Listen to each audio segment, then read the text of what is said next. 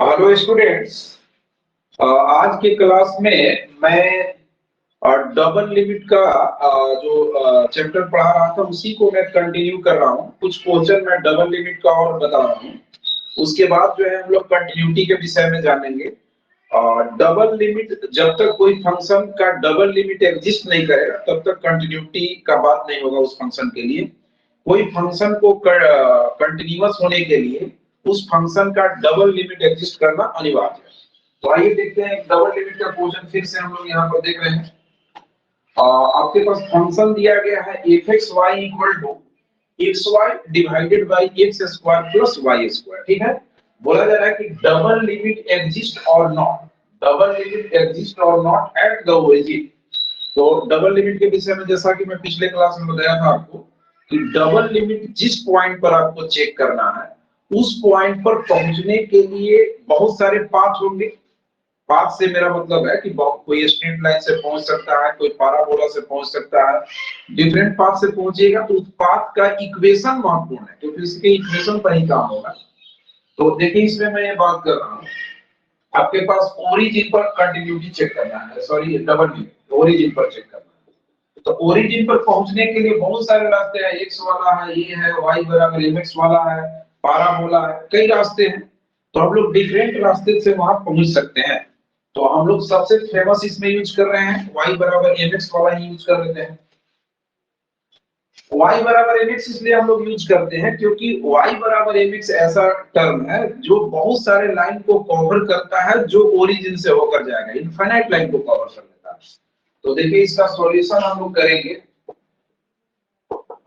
और लिमिट लगा देते हैं direct. Limit x tends to 0 y tends to 0 f(x,y) equal to हो जाएगा limit x tends to 0 y tends to 0 और फंक्शन का जो वैल्यू है x square plus y square, कुछ ऐसा। मतलब मैंने फंक्शन में डबल लिमिट लगाया जिसका वैल्यू ये है limit x tends to 0 y tends to 0 xy divided by x square plus y square. अब हम लोग क्या कर रहे हैं, किसके अलोंग मूव कर रहे हैं वो थोड़ा दिखाना होगा। यहाँ पर मैं डायरेक्ट लिख रहा हूँ limit x tends to 0 x into mx divided by x square plus m square x square. हम लोग क्या कर दिए, अलोंग किसके अलोंग मूव कर रहे हैं, y बराबर mx के अलोंग। y बराबर mx के अलोंग मूव कर रहे हैं, इसका मतलब जहां भी y है वहां पर मैंने mx रख दिया। अब आप क्या देख रहे हैं कि ये हो गया limit x tends to 0 x square into m divided by x square into 1 plus m square.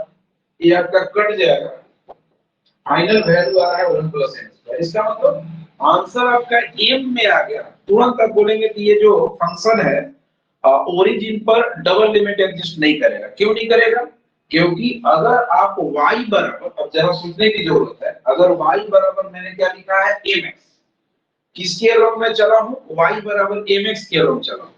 अगर आप y बराबर x के अलोंग चलते तो यानी m का मान 1, y बराबर x के अलोंग अगर आप चलते यानी m का मान 1, तो m का मान 1 रखते तो 1/2 आंसर आता। अगर y बराबर 2x के अलोंग चलते तो आपका आंसर 1/5 आ जाता। तो जहां दो पाथ से डिफरेंट वैल्यू आया, आपको आगे बढ़ने की आवश्यकता नहीं है, तुरंत आप बोलेंगे कि डबल लिमिट एग्जिस्ट नहीं करेगा for different value of m। ठीक है ना, डिफरेंट लिमिट अगर प्राप्त हो गया, अलग अलग वैल्यू प्राप्त हो गया, तो डायरेक्ट आपको बोलना है कि यहाँ पर डबल लिमिट एग्जिस्ट नहीं करेगा। अगर इस फंक्शन के कंटिन्यूटी के विषय में कोई बोलता है कि ये फंक्शन कंटिन्यूअस है कि नहीं, तो आपको सीधा बोलना है कि इस फंक्शन का चूंकि डबल लिमिट एग्जिस्ट नहीं कर रहा है तो कंटिन्यूटी का बात हो ही नहीं सकता है, ये फंक्शन डिसकंटिन्यूअस है। ठीक है, तो कंटिन्यूटी के लिए फंक्शन का जो डबल लिमिट है उसको एग्जिस्ट करना बहुत जरूरी है। ठीक है, तो यहां पर आप डायरेक्ट लिख सकते हैं double limit does not exist, double limit does not exist, double limit आपका एग्जिस्ट नहीं करेगा। एक क्वेश्चन और हम लोग लेते हैं, उसके बाद कंटिन्यूटी की तरफ बात करने वाले हैं। देखिए एक क्वेश्चन और ले लेते हैं। ये क्वेश्चन आपको नेक्स्ट ये बोला जा रहा है कि limit x tends to 0 y tends to 0 और ये आपका है x y square divided by x square plus y 4। ठीक है, बोलना ये है डबल लिमिट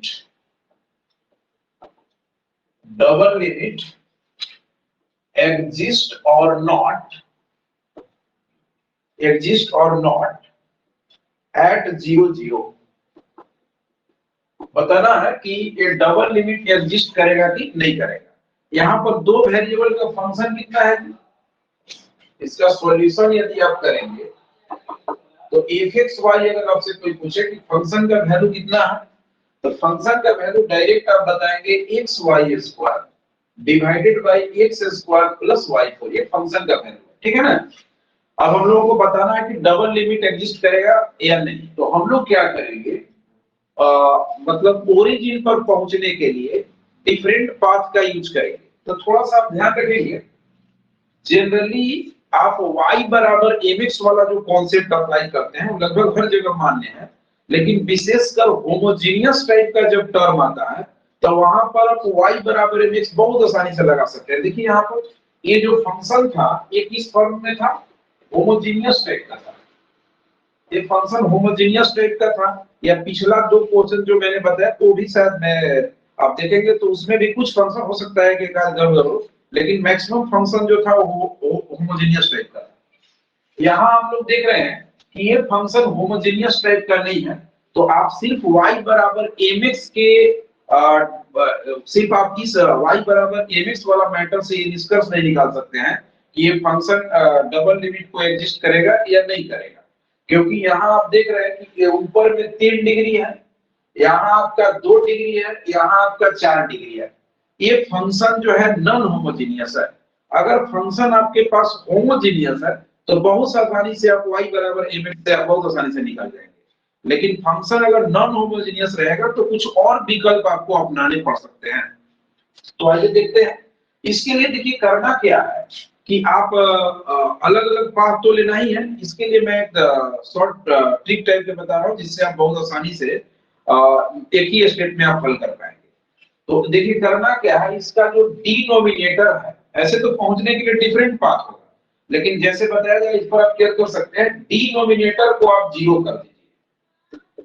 ठीक है, डिनोमिनेटर को आप 0 कर दीजिए और थोड़ा सा माइनस प्लस को आप केयर नहीं कीजिए, सिर्फ मैं क्या किस पाथ के अलोंग मूव करना है उसके विषय में बात कर रहा हूं। तो देखिए आप ये कर सकते हैं, x square equal to minus के विषय में, माइनस आप छोड़ दीजिए, सिर्फ मैं क्लू बता रहा हूं कि किस प्रकार से आप काम कर सकते हैं। ऐसे तो कुछ लोग बोलेंगे उधर जाएगा माइनस, वर्गमूल करेंगे तो ये इधर ही आएगा, तो मैं उस प्रकार का बात नहीं, ठीक, चूंकि ये लिमिटेशन वाला केस में होता है तो माइनस के विषय में मैं चर्चा नहीं कर रहा हूं, बस डायरेक्ट मैं ऐसे बात कर रहा हूं कि एक्स स्क्वायर बराबर कितना हो गया जी, y4। अब अगर y4 है तो आप कांस्टेंट भी एक आध लगा सकते हैं, मात्र x बराबर क्या हो जाएगा, y स्क्वायर। आप चाहे तो यहाँ पर m दे सकते हैं, ठीक है ना, कोई कांस्टेंट दे दीजिए। अब y बराबर mx में वहां पर m लाइन का स्लोप था, लेकिन यहाँ पर ये स्लोप नहीं है, बिकॉज ये तो लाइन है ही नहीं, तो स्लोप का बात कहां से आएगा।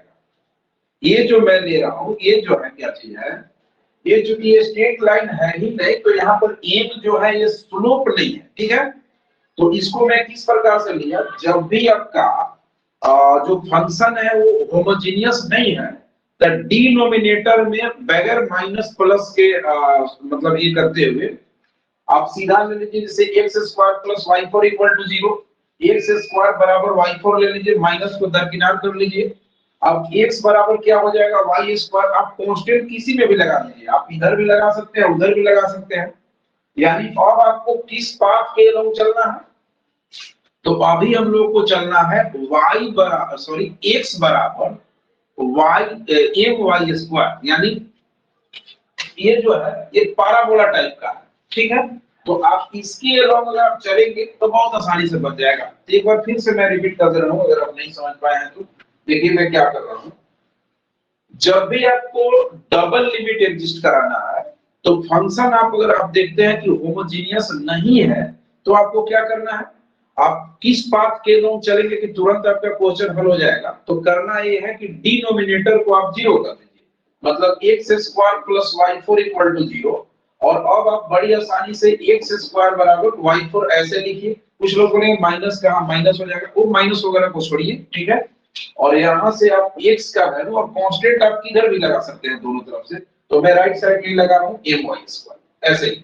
यानी अब हम लोग क्या कर सकते हैं कि इस क्वेश्चन में जहां जहां x होगा वहां पर my स्क्वायर पुट कर सकते हैं। मतलब इस पाथ के लोग आपको चलने की जरूरत है। तो देखिए अब मैं फाइनल कर रहा हूं। क्या मैंने कर दिया, मूव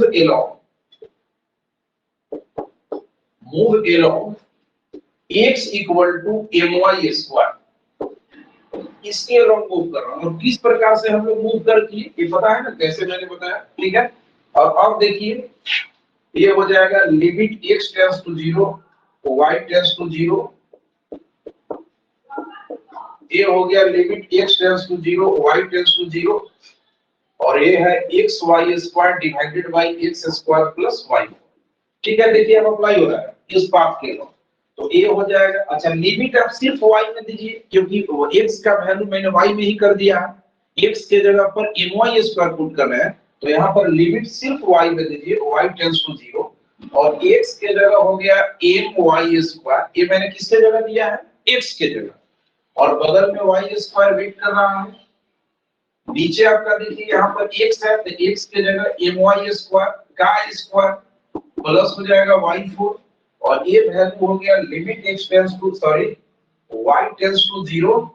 और ये हो गया m into y4। और अब आप क्या कीजिए, नीचे से y4 कॉमन कर लीजिए। तो y4 कॉमन कीजिएगा तो m स्क्वायर प्लस 1 हो गया, ये आपका कट जाएगा। और ये वैल्यू देखिए आ गया m बटा में m स्क्वायर प्लस 1। ठीक है, ये डबल लिमिट का वैल्यू। और कभी भी डबल लिमिट का वैल्यू अगर m में आ गया दैट मींस कि for different path of m, for different path ये जो डबल लिमिट का वैल्यू होगा वो अलग अलग आएगा। अगर बाय द वे आपने x बराबर y स्क्वायर के एलोंग चला होता, ठीक है, x बराबर y स्क्वायर मतलब m का मान अगर 1 रखते तो आंसर आपका 1/2 आता।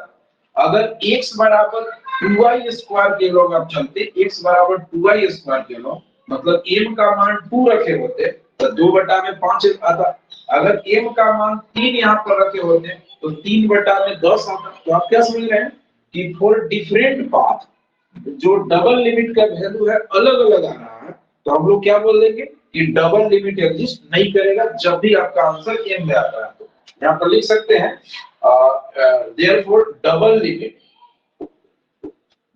लिमिट जो है डज नॉट एग्जिस्ट। ठीक है, तो ये आप उम्मीद है कि समझ गए होंगे डबल लिमिट एक्चुअली है क्या, ये आपको पता चल गया होगा। और डबल लिमिट जब आप समझ चुके हैं तो इसके बाद जो है नेक्स्ट वीडियो में हम लोग जो है कंटिन्यूटी के विषय में बात करेंगे। कोई फंक्शन का अगर डबल लिमिट एग्जिस्ट करेगा तभी वो फंक्शन कंटिन्यूअस हो सकता है।